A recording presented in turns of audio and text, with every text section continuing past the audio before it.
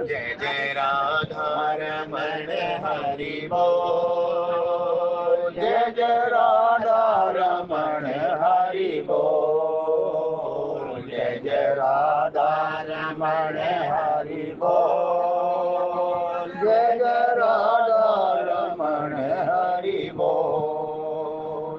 हरि बोल हरि बोल हरि बोल हरि बोल हरि बोल हरि बोल हरि बोल हरि बोल हरि बोल हरि बोल हरि बोल हरि बोल हरि बोल हरि बोल हरि बोल हरि बोल। जय जय राधा रमण हरि बोल। जय जय राधा रमण हरि बोल। जय जय राधा रमण हरि बोल। जय जय राधा रमण हरि बोल। जय जय राधा रमण हरि बोल। जय जय राधा रमण हरि बोल। हरि बोल हरि बोल हरि बोल हरि बोल हरि बोल हरि बोल हरि बोल हरि बोल हरि बोल हरि बोल हरि बोल हरि बोल हरि बोल हरि बोल हरि बोल हरि बोल। जय जय राधा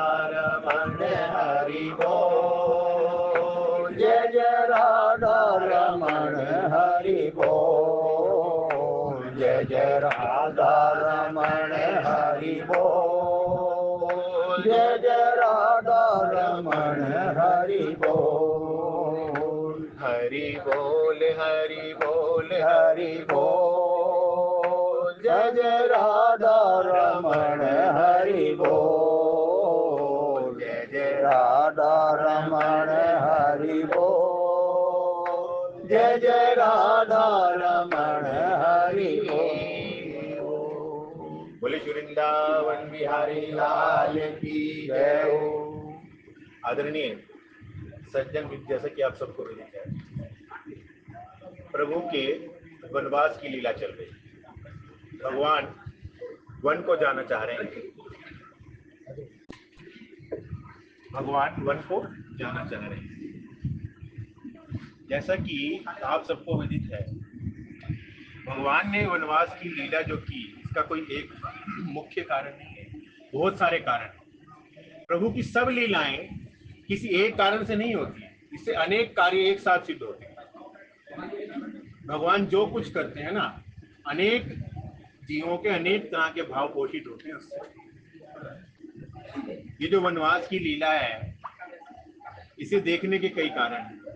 साधारणतया देखने में ये लगेगा कि माँ कैकेयी ने वरदान मांगा और भगवान को राज तिलक होने की बजाय वनवास दे दिया। भगवान वन को जाने लगे, वन को गए, माँ कैकेयी को दोषी ठहराया गया। साधारण जीव यही समझता है। लेकिन भगवान अपनी लीलाओं में अपने निज जनों को निमित्त बनाते हैं, अपने सहयोगियों को, अपने निज जनों को ही तो अपना कार्य सौंपा जाता है, किसी गैर से अपना कार्य थोड़ी करवाया जाता है।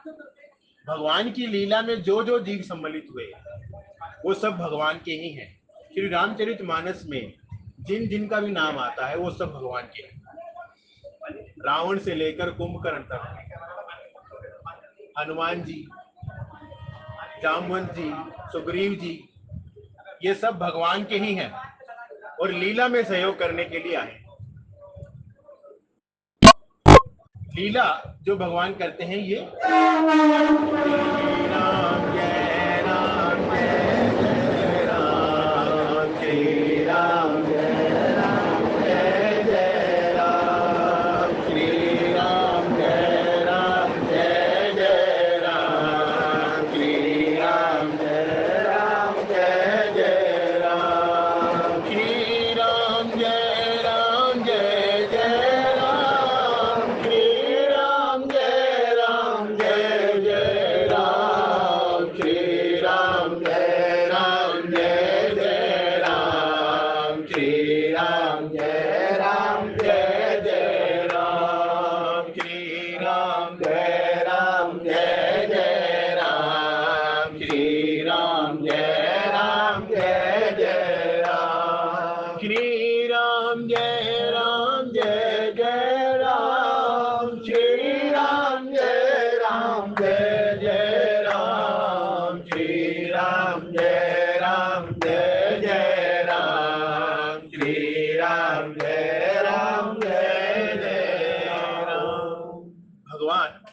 जो लीला करते हैं अपने निज जनों को पोषित करने के लिए करते हैं।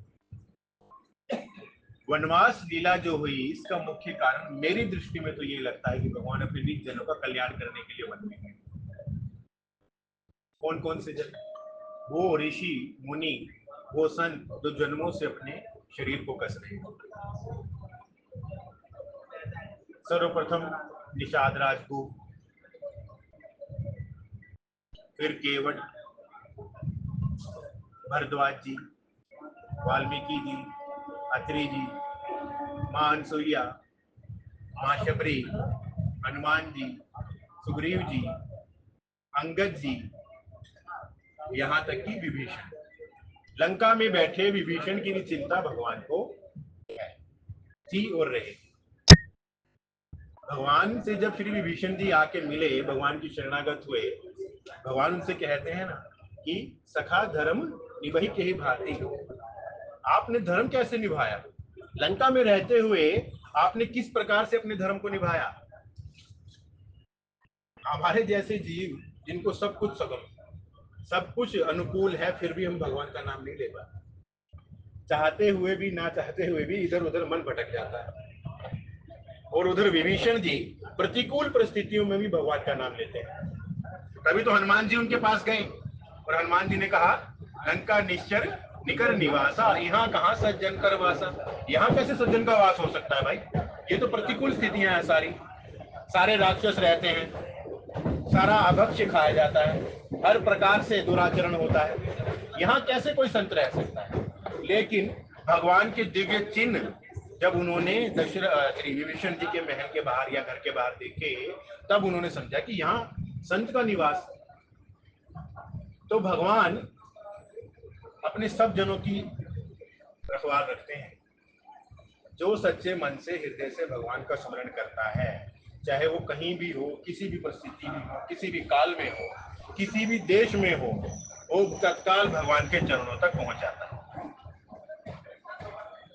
श्री महाप्रभु जी कहते हैं, सर्वदा सर्वभावे भजनियो व्रजाधिपत सस्यो में धर्म्यो नान्या कवापि कदाचित्। सर्वदा सर्वभावे, हमेशा और हर भाव से भजने योग्य भगवान ही है। अर्थात आपका मन हमेशा भगवान के चरण कमलों में ही लगे रहना चाहिए, चाहे कोई भी कारण बने। भगवान का नाम, भगवान की लीलाएं, भगवान की चर्चा, भगवान का रूप, भगवान के दर्शन, भगवान के संतों की वार्ता, किसी भी प्रकार से हो सके तो इस मन को भगवान के चरणों में लगाए रखिए। सर्वदा सर्वभावेन, हमेशा और हर भाव से भजने योग्य ब्रजराज नंदनंदन ही है। तो आइए अब आज की कथा में प्रवेश करते हैं। भगवान तमसा नदी के किनारे अयोध्या वासियों को छोड़कर और श्रृंगेरपुर की ओर बढ़ चले। अब आध्यात्मिक दृष्टि से देखा जाए, जो जीव माया की नींद में सो जाता है भगवान से दूर हो जाता है। वही हाल अयोध्या वासियों का हुआ। कृत्रिम या अकृत्रिम देवताओं के द्वारा निर्मित नींद आई, या आलस के कारण सो गए, थकान के कारण सो गए, किसी भी कारण से नींद आ गई, लेकिन वो नींद भगवान के वियोग का कारण बन भगवान के वियोग का कारण बन गई। भगवान चाहते तो उन्हें अपने साथ ले जा सकते थे, लेकिन भगवान ने देखा इन्हें नींद आ गई, ये मुझे भूल गए और सो गए। और एक तरफ लक्ष्मण जी हैं जो 14 साल तक नहीं सोए, 14 बरस तक सोए ही नहीं। लक्ष्मण जी का ऐसा व्रत था कि मां मैं सोऊंगा ही नहीं, यदि मैं सोऊंगा तभी तो कोई स्वप्न आएगा, तभी तो मैं कुछ और सोचूंगा, आलस आएगा, प्रमाद आएगा, मैं निद्रा का ही त्याग कर दूंगा। अयोध्या वासियों को नींद आ गई और भगवान उन्हें उसी हालत में छोड़कर सुमंत्र जी को आज्ञा देते हैं कि रथ इस प्रकार से चलाइए कि ये हमारा पीछा ना कर पाए, ये हमारा पीछा ना कर पाए और हम अपने गंतव्य की ओर चले। भगवान के मार्ग पर चलते समय भैया कई तरह की रुकावटें आती हैं, जो दैविक भी होती हैं। देवता भी बाधा प्रस्तुत करते हैं मार्ग में, और माइक तो होती है, माया द्वारा जनित तो होती है। देवता भी व्यवधान प्रस्तुत करते हैं। किस प्रकार के व्यवधान? लोभ देते हैं, देवता प्रलोभन देते हैं भगवान से दूर ले जाने के लिए कि यदि तू ऐसा कर लेगा तो तुझे ये प्राप्त हो जाएगा। भगवान का नाम छोड़, तुम्हारी जिंदगी बड़ी है, कभी भी ले लेंगे, लेकिन ये सब दोबारा नहीं मिलेगा। ऐसे कहने वाले कई लोग मिल जाएंगे आपको। ये जो अवसर आया है, ऐसा कर ले, इसे लपक ले भाई, ये तेरा जीवन बदल देगा। जीवन तो बदल देगा, लेकिन नीचे की ओर ले जाएगा। जीवन तो सच में बदल देगा वो, लेकिन भगवान से दूर होने पर किसी का कल्याण नहीं हुआ। भगवान से दूर होने पर किसी का कल्याण नहीं हुआ।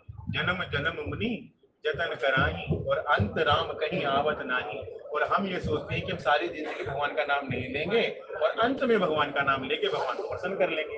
ये किस विधि संभव है भाई? एक तरफ तो संत जन सारा जीवन भगवान का नाम लेते हैं और उनके मुख पर भी भगवान का नाम नहीं आ पाता अंत में, और एक तरफ हम हैं जो सारी जिंदगी परमात्मा बिताते हैं और ये सोचने के अंत में भगवान को रिझा लेंगे। अभी तो बहुत समय पड़ा है, अभी कोई बुढ़ापा थोड़ी आया है, अभी हमारा सारा जीवन पड़ा है। जब रिटायर होंगे उसके बाद भगवान का नाम लेंगे, जब रिटायर होंगे तब तीर्थ करेंगे, जब इस शरीर में बल नहीं रहेगा तब भगवान का नाम लेंगे। भगवान कहते हैं कि जिस प्रकार से आप बाजार से कोई फल लेने जाते हैं और उत्तम से उत्तम फल छांटते हैं, कोई सड़ा गला फल नहीं लेते आप। भगवान को भी उत्तम की भूख होती है भाई। जो जीवन का सबसे उत्तम काल होता है ना, वो जवानी होती है, बचपन से लेकर जवानी तक। जब बुढ़ापे में ये देह किसी काम की नहीं रह जाती, मजबूरी हो जाती है, तब हम भगवान का नाम लेते हैं। आप ये मत समझिए कि कोई चाहना से भगवान का नाम लेता है, मजबूरी में लिया जाता है भाई। जब घर वालों की लात पड़ती है ना, घर से बेइज्जती होती है, निंदा होती है, जब घर वाले कहते हैं मरता क्यों नहीं, यहाँ तक कह देते हैं घर वाले, अरे भाई मरता क्यों नहीं, खाट पे पड़ा है, तब भगवान की सूझ आती है। और वो भी भाग्यशाली है जिसको उस समय भी आ जाए।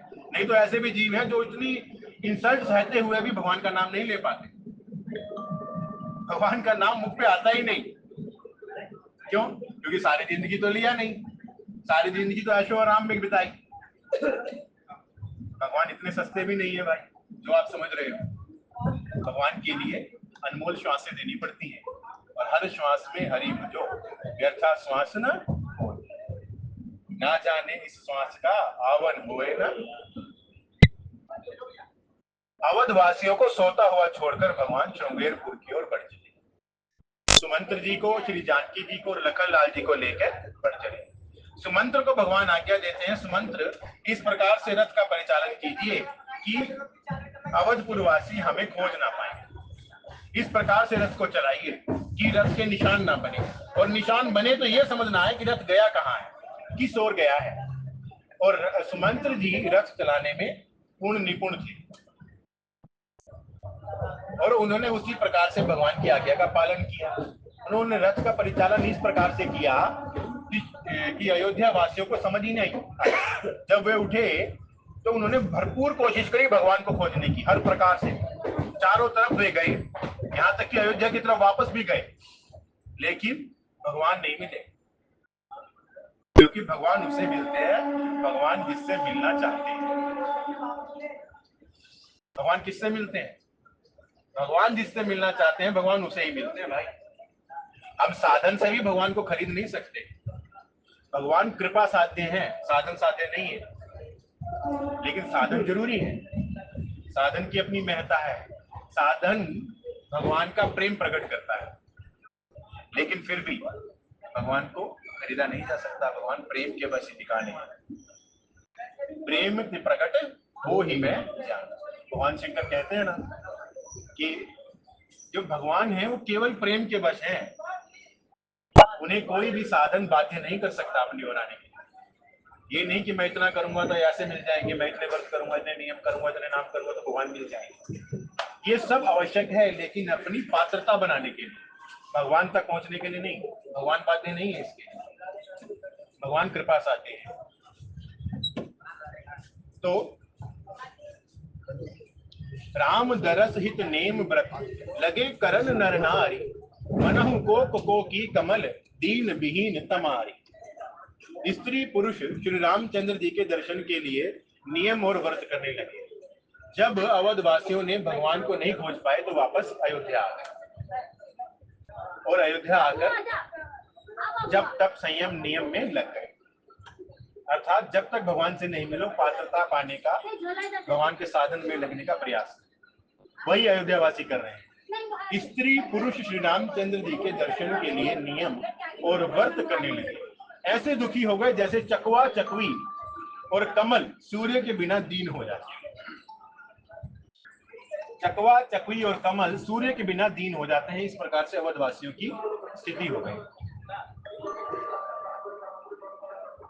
अवधवासी कोई साधारण नहीं है, प्रथम तो ये जानिए। ये सब वही साकेतवासी हैं जो भगवान के निज जन हैं, जो यहाँ भी और उस लोक में भी भगवान जब जाएंगे इनको अपने साथ लेके जाएंगे। ये पहले से ही प्रेम प्राप्त है इनको भगवान का। जैसे ब्रजवासी हैं, ब्रजवासियों को भगवान का प्रेम प्राप्त है, उन्हें भगवान प्राप्त है पहले से। ब्रजवासियों की गाली तक सुनते हैं भगवान, किस लिए? क्योंकि भगवान उनके हाथ बिकाने हैं, भगवान उनके प्रेम के बिकाने, उनके वश में है भगवान। ऐसे ही अवधवासी हैं भाई, भगवान से इतना प्रेम करते हैं कि भगवान के बिना नहीं रह सकते। जिस दिन भगवान गए उसी दिन से सब विषयों का, सब सुखों का अवधवासियों ने त्याग कर दिया। हर एक घर में जितना संभव हो पाए उतने संयम से रहना शुरू कर दिया गया, जितना संभव हो पाए उतने व्रत ले लिए गए भगवान की वापसी कर, भगवान के दर्शन के लिए। और इन सब को भगवान के दर्शन आगे श्री भरत जी कराएंगे। सीता सचिव सहित दो भाई श्रृंग बेरपुर पहुंचे जाई, उतरे राम देव सरि देखी, कीन दंडवत हर्ष बिसेखी। श्री सीता जी और मंत्री सहित दोनों भाई श्रृंगेरपुर जा पहुंचे और वहां गंगा जी को देखकर श्री रामचंद्र जी रथ से उतर पड़े और बड़े हर्ष के साथ उन्होंने दंडवत की। गंगा जी का प्रथम दर्शन होते ही भगवान ने रथ रुकवाकर रथ से उतरकर दंडवत की श्री गंगा जी। जिनके श्री चरणों से गंगा जी प्रकट भई हैं, वो ही गंगा जी को दंडवत कर रहे हैं। ये गंगा जी कौन है? सुरसरी हैं, श्री हरि के चरणामृत से ही प्रकट हुई हैं, और वही हरि भगवान श्री गंगा जी को दंडवत कर रहे हैं। क्यों? क्योंकि मर्यादा सिखा रहे हैं कि कैसा होना चाहिए कर्तव्य। जब तीर्थ में पहुंचो, तीर्थ का दर्शन होते ही दूर से ही दंडवत प्रणाम करो, रज को मस्तक से लगाओ। जब वृंदावन जाओ, दूर से ही यमुना जी को दर्शन हो तो भैया दंडवत प्रणाम करो। प्रथम दर्शन होते ही, ब्रज में दाखिल होते ही ब्रज रज को मस्तक में बदलाओ। वही श्री राम कर रहे हैं। आपको ज्ञात ही है, जब राम अयोध्या जी से चले थे, अयोध्या जी की रज को अपने साथ लेके चले थे कोटली में। भगवान तीनों लोकों के स्वामी हैं वो, उनको किस चीज को प्राप्त करना है भाई? हमें तो भगवान को प्राप्त करना है, लेकिन भगवान हमें सिखा रहे हैं कि सेवन कैसे होता है तीर्थों का। दूर से देखते ही गंगा जी को रथ रुकवाकर रथ से उतर कर दंडवत प्रणाम किया भगवान। लखन सचिव सिय किए प्रणामा, उनको देखकर फिर श्री लखन जी ने, श्री जानकी जी ने और सचिव अर्थात श्री सुमंत्र जी ने भी दंडवत प्रणाम किया गंगा जी को, क्योंकि भगवान ने किया। जब बड़े करेंगे तभी तो छोटे करेंगे भाई। जब बड़े ही संकोच कर देंगे तो छोटे क्यों अनुसरण करेंगे उनका? जब भगवान ने दंडवत प्रणाम किया, उनको देखकर श्री लक्ष्मण जी ने, श्री जानकी जी ने और सुमंत्र जी ने भी दंडवत प्रणाम किया। उतरे राम देव सरि देखी, कीन दंडवत हर्ष बिसेखी। लखन सचिव सिय किए प्रणामा, सबहि सहित सुख पायौ राम। सबके साथ श्री रामचंद्र जी ने सुख पाया। गंगा जी गंग सकल मुद मंगल मूला, सब सुख करनी हरनी सब सूला। गंगा जी समस्त आनंद और मंगलों की मूल है, वे सब सुखों की करने वाली हैं और सब पीड़ाओं की हरने वाली। गंगा जी कौन है? दोबारा सुन लीजिए भाई। गंग सकल मुद मंगल मूला, सब सुख करनी हरनी सब। सूला। गंगा जी के दर्शन के समय मज्जन दर्शन और पान करते समय जब हम जाएं तो ये जो श्री रामचरितमानस जी की चौपाइयां है ना, ये साक्षात मंत्र हैं। इससे श्री गंगा जी अति शीघ्र प्रसन्न होंगी। आपको कोई मंत्र आए ना आए, साधारण प्रणाम कीजिए और इस चौपाई का वर्णन कीजिए। गंग सकल मुद मंगल मूला, सब सुख करनि हरनि सब सूला। गंगा जी समस्त आनंद और मंगलों की मूल है। वे सब सुखों की करने वाली और सब पीड़ाओं की हरने वाली। पापों का विनाश तो गंगा जी के दर्शन मात्र से हो जाता है भाई। हम कहते हैं ना गंगा नहाने से पाप का विनाश हो जाता है। पाप का विनाश तो गंगा जी के स्मरण मात्र से भी हो जाता है, गंगा के दर्शन से भी हो जाता है। और गंगा जी में दर्शन, गंगा जी में मज्जन, गंगा जी में स्नान जब हम ये जान के करते हैं ये भगवान हरि के चरणामृत है ये भगवान, फिर उसका फल जो है ना अनंत हो जाता है। फिर वो फल साधारण नहीं रहता है। केवल पाप मिटाना ये जीव का उद्देश्य नहीं होना चाहिए भाई। पाप पुण्य का खेल तो यही संसार तक ही है। प्रेम प्राप्त करना, भगवान के चरणों का विमल प्रेम प्राप्त करना जो है ना, ये उद्देश्य है जो भरत जी ने प्रयागराज से मांगा था। क्या मांगा था आप सब जानते हैं, क्या था, कैसे चुपाई थी सर? भारत जन धर्म न काम रुचि, गति न चहो निर्वाण, जन्म जन्म रति राम पद, यह वरदान न। भरत जी कितने सरल है। वो कहते हैं मैं क्षत्रिय हूं, मांगना मेरी मर्यादा नहीं है, मांगने का अधिकार तो ब्राह्मणों को है, पर फिर भी मैं अपनी मर्यादा त्याग कर प्रयागराज आपसे मांगता हूं। यदि आप देने में सक्षम हो तो मुझे दीजिए। अर्थ न धर्म न काम रुचि, गति न चाहो निर्वाण, और जन्म जन्म रति राम पद, यह वरदान न। और कुछ नहीं चाहिए भाई। पाप पुण्य धर्म अर्थ काम मोक्ष ये कुछ नहीं चाहिए भाई। क्या चाहिए? जन्म जन्म रति राम। श्री राम जय राम जय जय राम, श्री राम जय राम जय जय राम, श्री राम जय राम जय जय राम, श्री राम जय राम जय जय राम, श्री राम जय राम जय जय राम, श्री राम जय राम जय जय राम, श्री राम जय राम जय जय राम, श्री राम जय राम जय जय राम, श्री राम जय राम जय जय राम, श्री राम जय राम जय जय राम। मैं अपनी मर्यादा को छोड़कर हे प्रयागराज आपसे मांगता हूं। श्री भरत जी मांग रहे हैं प्रयागराज से, लेकिन क्या मांग रहे हैं? यदि दे सको तो मुझे भगवान के चरणों का प्रेम दो। तो क्या मांगना चाहिए? गंगा मैया से क्या मांगो? माँ मेरे पापों का हरण कर दो। और उसकी जरूरत नहीं भाई, वो तो दर्शन मात्र से ही। माँ मेरा ये कार्य पूरा हो जाए, उसकी भी आवश्यकता नहीं। माँ मुझे भगवान के चरणों का विमल प्रेम प्राप्त हो।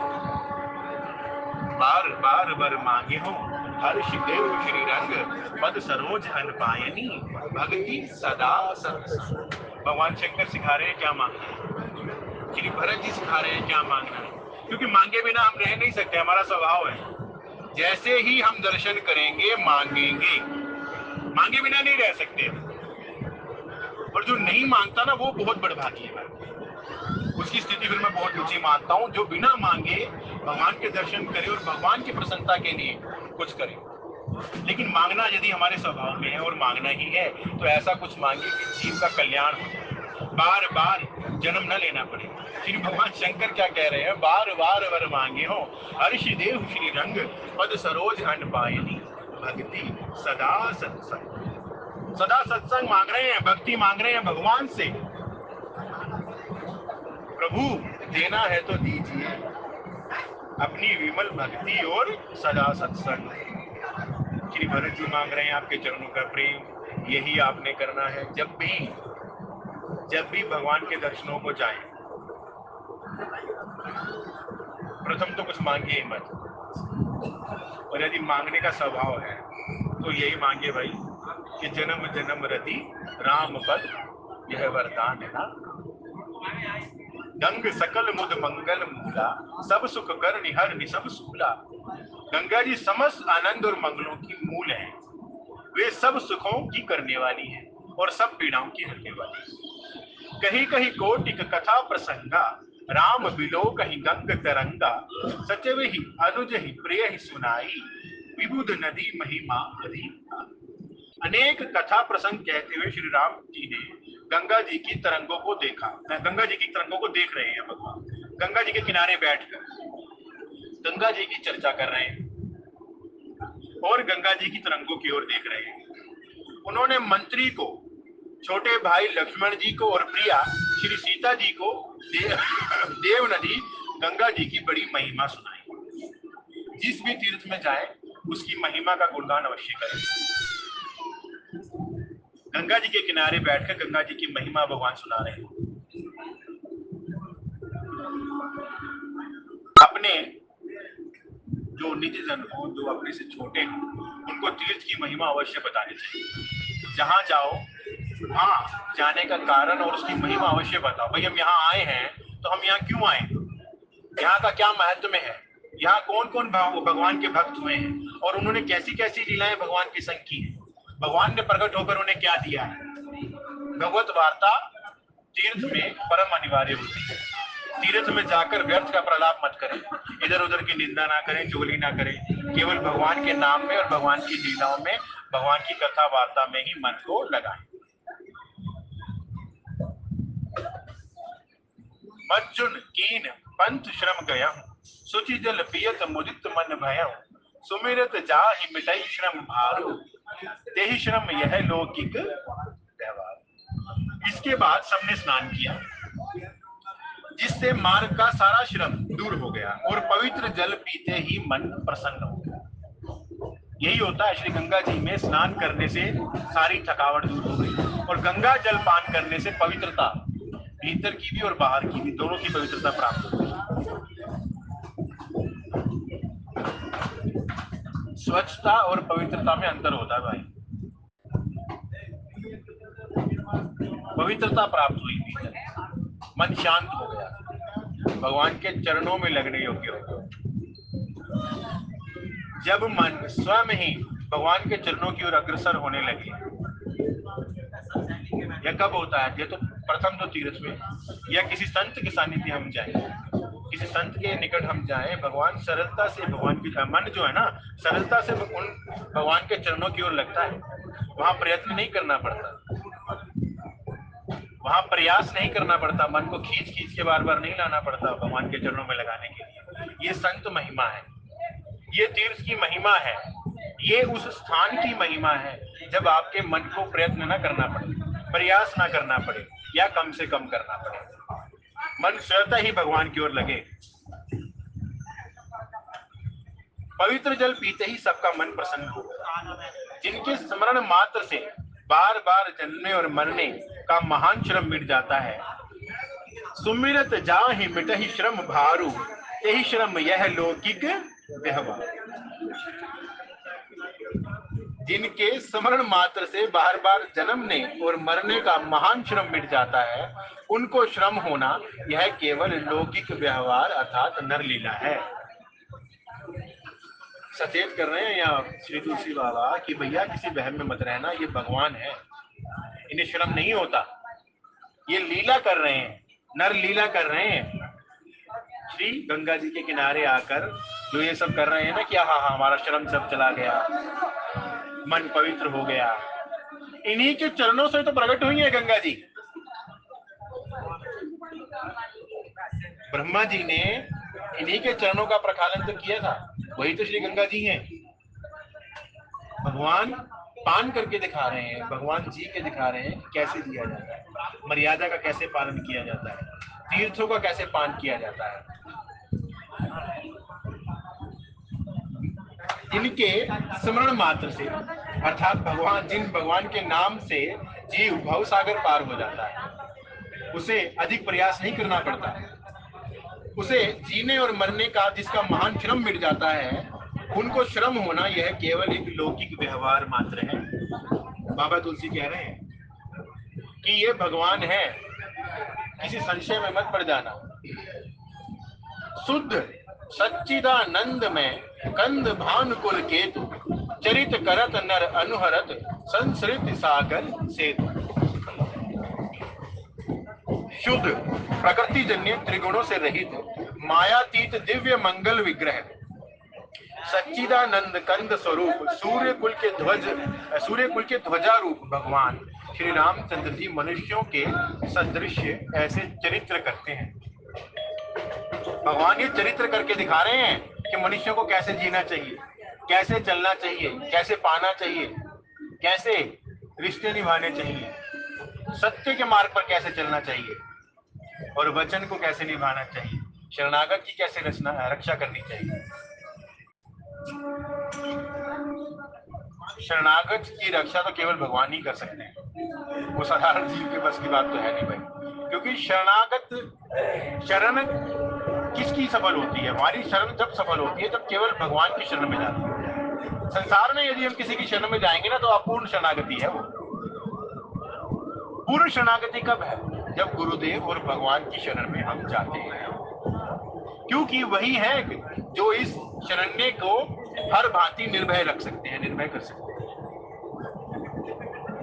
भगवान विभीषण जी को कहते हैं ना सुंदरकांड में कि कोई कैसा भी पापी जीव हो, जब वो मेरी शरण में आता है विभीषण, मैं उसे साधु बना दूंगा।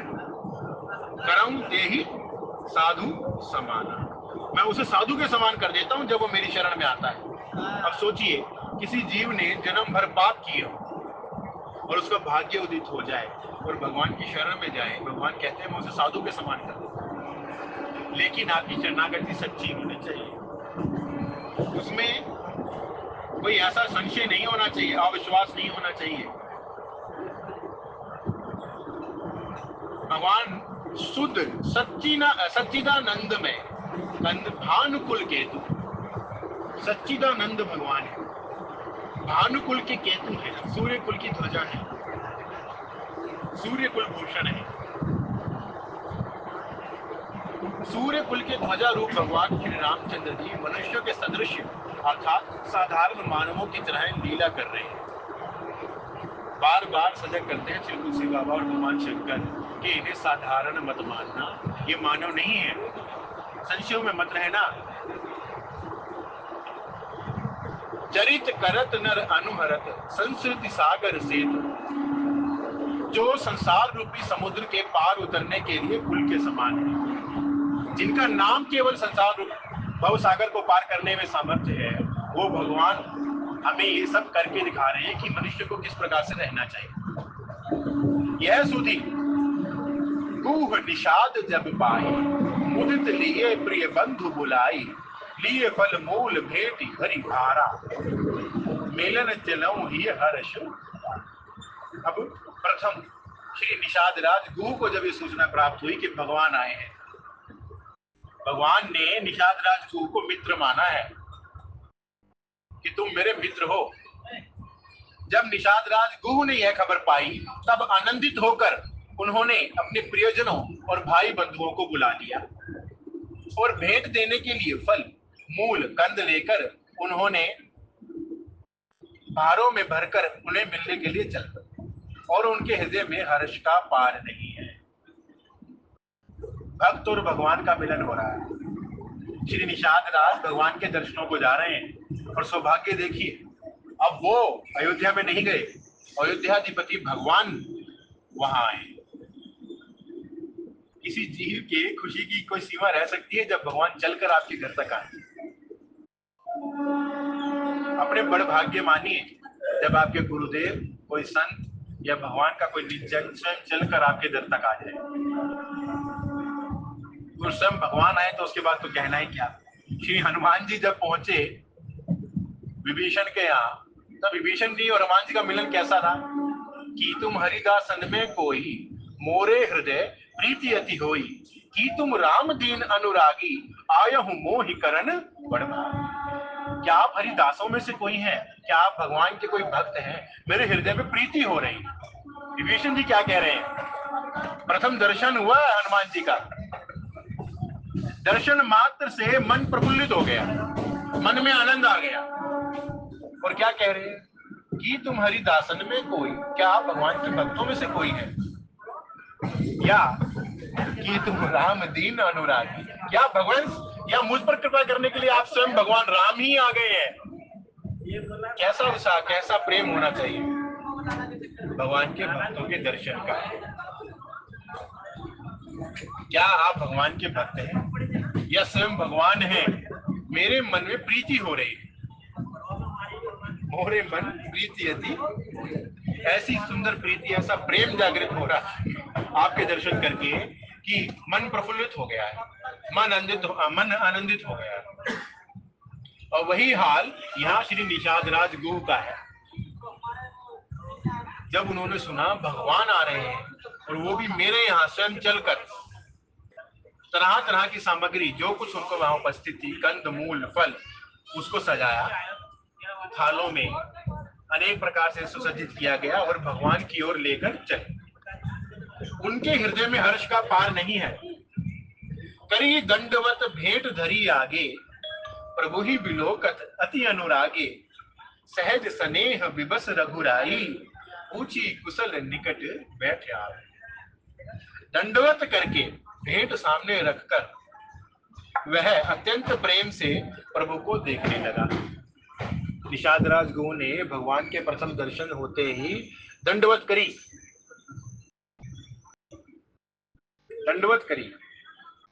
दंडवत करके भेंट सामने रखकर भगवान के आगे जो सामग्री लाए थे, जो पदार्थ, जो फल फूल कंद लाए थे, वो भगवान के सन्मुख प्रस्तुत किया और अत्यंत प्रेम से प्रभु को देखने लगे। सहज स्नेह विबस रघुराई, ऊंची कुशल निकट बैठाए। श्री रघुनाथ जी ने स्वाभाविक स्नेह के वश होकर उसे अपने पास बिठाकर कुशल पूछी। भगवान ने उन्हें अपने पास बिठाया। भगवान का किसी को अपने पास बिठाना कोई सहज घटना नहीं है भाई। वो भगवान है, तीनों लोगों के स्वामी हैं, लेकिन किस कारण से? क्योंकि मित्र मान रहे हैं, इसलिए मित्रवत आदर कर रहे हैं, मित्र का सम्मान कर रहे हैं। मित्र माना है, इसलिए भगवान मित्रवत सम्मान कर रहे हैं निषाद राज गुरु का। निषाद राज गुरु की क्या स्थिति है? वो केवल प्रेम से भगवान को निहार रहे हैं। उन्हें विश्वास नहीं हो पा रहा है कि भगवान स्वयं चलकर मेरे दर तक आ गए। जैसे किसी निर्धन को परम रत्न, परम धन प्राप्त हो जाए और उसे विश्वास ना हो कि मेरा जीवन सफल हो गया, और अकस्मात ही, मतलब एकदम ही उसे कुछ ऐसा प्राप्त हो जिसकी उसने कल्पना भी ना की हो, वही कुछ स्थिति इस समय निषाद राज गुरु के मन की है। निषाद राज के भीतर का प्रेम समाये नहीं समा रहा है। क्या लिखा है बाबा ने? दंडवत करके भेंट सामने रखकर वह अत्यंत प्रेम से प्रभु को देखने लगे। कुछ बोल नहीं पा रहे हैं, बोलने में अपने आप को असमर्थ पा रहे हैं श्री निषाद राज। और प्रेम की स्थिति यही है। भरत जी जब मिलेंगे, भरत जी की भी यही स्थिति होगी भगवान के प्रति। हनुमान जी जब मिलेंगे, हनुमान जी की भी यही स्थिति होगी। जब हनुमान जी को पता लगेगा ना कि ये राम है, श्री हनुमान जी और भगवान का जब संवाद होगा, हनुमान जी कहेंगे प्रभु मैं तो जीव हूं, मेरा भूलना तो जायज है, मैं आपको भूल जाऊं इसमें कोई अचरज नहीं, लेकिन आप मुझे कैसे भूल सकते हो? तब भगवान कहते हैं कि आप पंडिताई झाड़ रहे थे, आप बड़े बड़े श्लोक कर रहे थे मेरे सामने, जब आप भेष बदल कर आए, ब्राह्मण बन के आए, आप मुझे जानने के लिए आए थे, परीक्षा लेने की कौन है। यदि आप प्रेम से मेरी ओर आते तो मैं आपको सहज स्वीकार कर लेता, लेकिन आपने जैसा प्रश्न किया हमें वैसा ही उत्तर देना पड़ा। फिर जो भगवान हनुमान जी की स्थिति हुई, हनुमान जी ने जब कहा कि प्रभु पिछले जन्म हो गए मुझे आपकी प्रतीक्षा करते हुए, उसका फल आज आपने ऐसे अकस्मात आकर दिया है, मुझे विश्वास नहीं हो रहा है। मेरे मन की स्थिति ऐसी है कि मैं उसका वर्णन नहीं कर सकता। वही स्थिति निषाद राज गुरु की है, वही स्थिति माँ शबरी के हृदय की है। जब भगवान से मिलन होता है, जब भक्त और भगवान का मिलन होता है, वो घड़ी अकल्पनीय हो जाती है, समय रुक जाता है। भक्त के लिए और भगवान के लिए समय रुक जाता है। जैसे भगवान कृष्ण जब विदुर जी के घर पहुंचे, विदुर जी तो घर पे नहीं थे, विदुरानी जी थी, स्नान कर रही थी। केवल भगवान ने आवाज मारी बाहर से, काकी। भगवान की आवाज सुनकर श्री विदुरानी जी दौड़ी आई। भान भी नहीं रहा कि मैं स्नान कर रही थी, वस्त्र पहने हैं कि नहीं पहने, देह की स्थिति क्या है, मन कहाँ पर है, लेकिन सब भूल गई, सब विसार के आ गई। भगवान ने उन्हें अपना पीताम्बर ओढ़ाया और कहा, काकी मुझे बड़ी भूख लगी, मुझे बहुत भूख लगी है, कुछ पवाओ। अब केले पवाने लगी, केले फेंके जा रही हैं और छिलके भगवान को पवा रही हैं प्रेम से। सोचिए मन की स्थिति, और भगवान उन छिलकों में सुख पा रहे हैं। भगवान उन छिलकों में, जब विदुर जी आएंगे और ये कहेंगे कि अरे ये क्या कर रही है मूर्ख। विदुर जी जब आए, उन्होंने देखा कि ये केले फेंक रही है और छिलके भगवान को पवा रही है। लेकिन जब उन्होंने कहा तो भगवान ने कहा, अरे विदुर जी आपने क्या कर दिया, ये क्या कर दिया आपने, यही पाने तो मैं यहाँ आया था। मैं कोई पदार्थ का भूखा थोड़ी हूँ, मुझे कोई व्यंजन नहीं चाहिए। मेवा तो मैं दुर्योधन का ही त्याग के आया हूँ। दुर्योधन ने तो बुलाया ही था भगवान को कि मैंने आपके लिए ऐसे ऐसे पकवान बनाए हैं। भगवान कहते हैं मैं कोई पदार्थों का भूखा हूँ, खाने पीने का भूखा हूँ। क्या लगता है आपकी 2 रोटी के भूखे है भगवान? 2 रोटी के भूखे नहीं है, वो आपके प्रेम के भूखे हैं। किस प्रेम से आपने वो 2 रोटी बनाई है ना, भगवान उसको रोकते हैं। जब आप भगवान के लिए कुछ बनाते हैं, भगवान का स्मरण करते हैं, भगवान का नाम लेते हैं, भगवान का नाम लेते लेते उस रोटी में जो मिठास आती है ना, भगवान उस भाव के भूखे। श्री राम जय राम जय जय राम, श्री राम जय राम जय जय राम, श्री राम जय राम जय जय राम, श्री राम जय राम जय जय राम। शबरी मैया बेर जूठे कर करके भगवान को खिला रही है। अब देखा जाए तो भगवान जूठे बेर खा रहे हैं, और उन जूठे बेरों में जो भगवान को सुख मिला, भगवान वर्णन करते हैं आगे। जब जनकपुर में जाएंगे, व्यंजन परोसे जाएंगे, तो भगवान कहेंगे कि श्री किशोरी जी को, जानकी इनमें वो सुख नहीं है जो माँ शबरी के बेरों में। भगवान बखान करते हैं माँ शबरी के बेरों का, जबकि वो बेर शबरी मैया ने बनाए थोड़ी थे, वो तो पेड़ से तोड़ कर लाई है।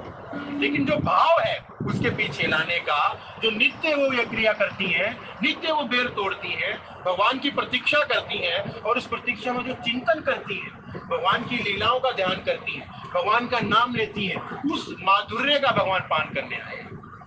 बेर तो निमित्त है, ऐसे ही केले तो निमित्त है, ऐसे ही वो साग जो श्री विदुरानी जी पवाएंगी वो तो निमित्त है।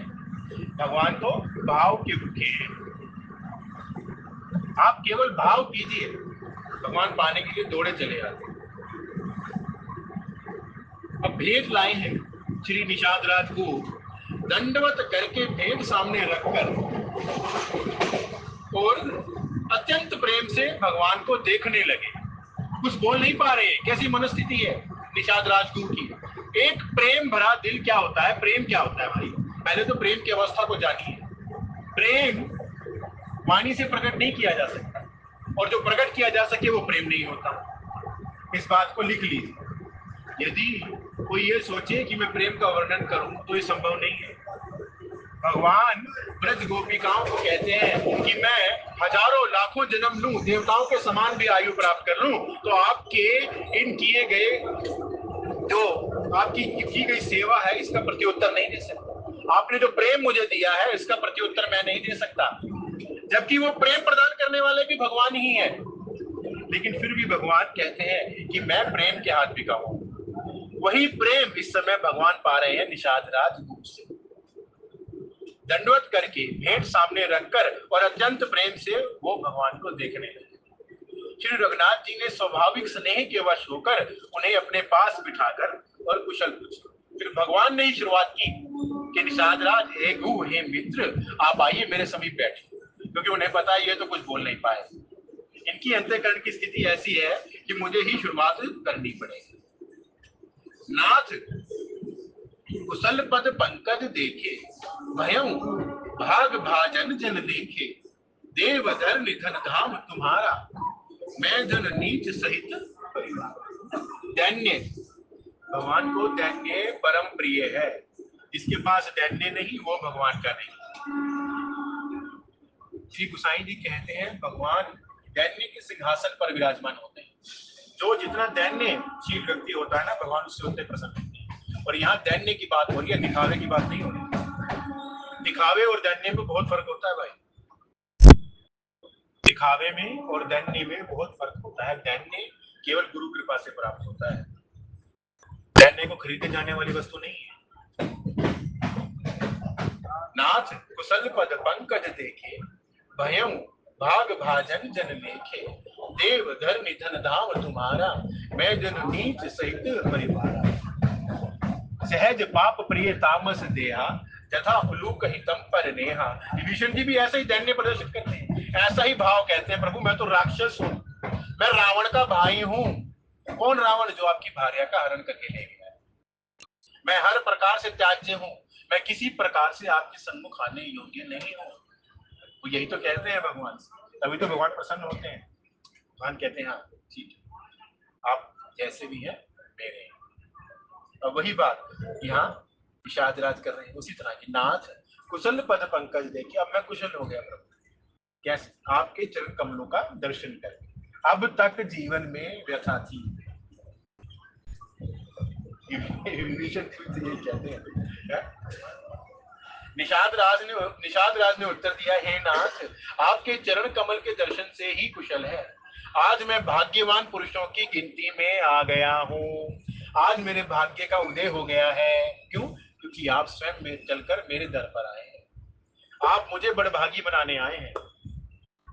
हे देव, यह पृथ्वी, धन और घर सब आपका है।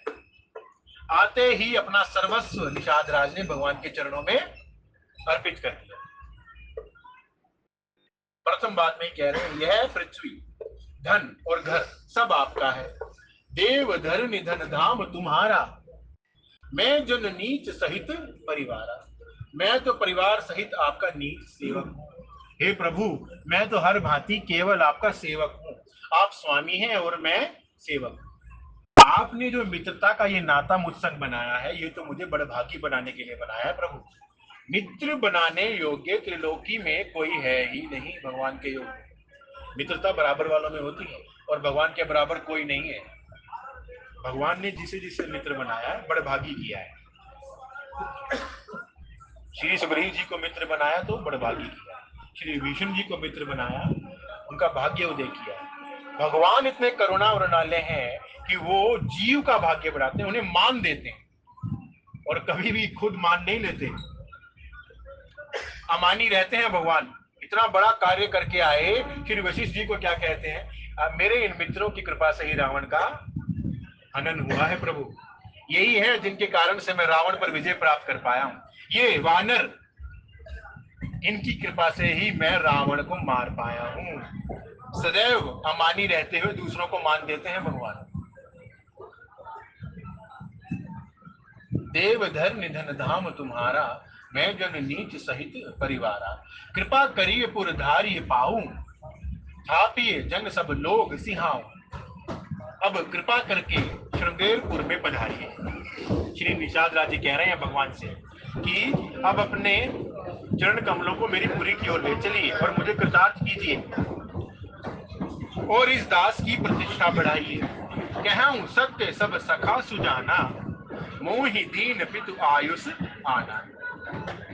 इस दास की प्रतिष्ठा बढ़ाइए जिससे सब लोग मेरे भाग्य की बढ़ाई करें। श्री रामचंद्र जी ने कहा कि हे सुजान सखा, हे मित्र, तुमने जो कुछ कहा सब सत्य है, परंतु पिताजी ने मुझको कुछ और ही आज्ञा दी है। अर्थात पिता की आज्ञा अनुसार मैं इस समय आपके भवन में नहीं जा सकता। तामस दे और विशेष उदासी के कारण ऐसा वर मांगा गया है, ऐसी आज्ञा पिता की ओर से मुझे मिली है कि मैं पूर्व में नगर में प्रवेश नहीं कर सकता। मुझे उदासीन जीवन जीना है। हे मित्र, मैं आपकी सब बात को सत्य मानता हूँ, सब कुछ स्वीकार करता हूँ, लेकिन पूर्व में नहीं आ सकता। बरस 4 बास बास बन मुनिव्रत वेश आहार ग्राम बास नहीं उचित सुनी गुहै भयं दुख हार। मुझे 14 वर्ष तक मुनियों का व्रत और वेश धारण कर और मुनियों के योग्य आहार करते हुए वन में ही बसना है। भगवान कह रहे हैं हम अपने मित्र गांव के भीतर निवास करना उचित नहीं है। यह सुनकर कुहू को बड़ा ही दुख हुआ। आज की कथा के भाव भगवान शंकर और मां पार्वती के चरणों में अर्पित करते हुए कथा को विश्राम। जय श्री राम।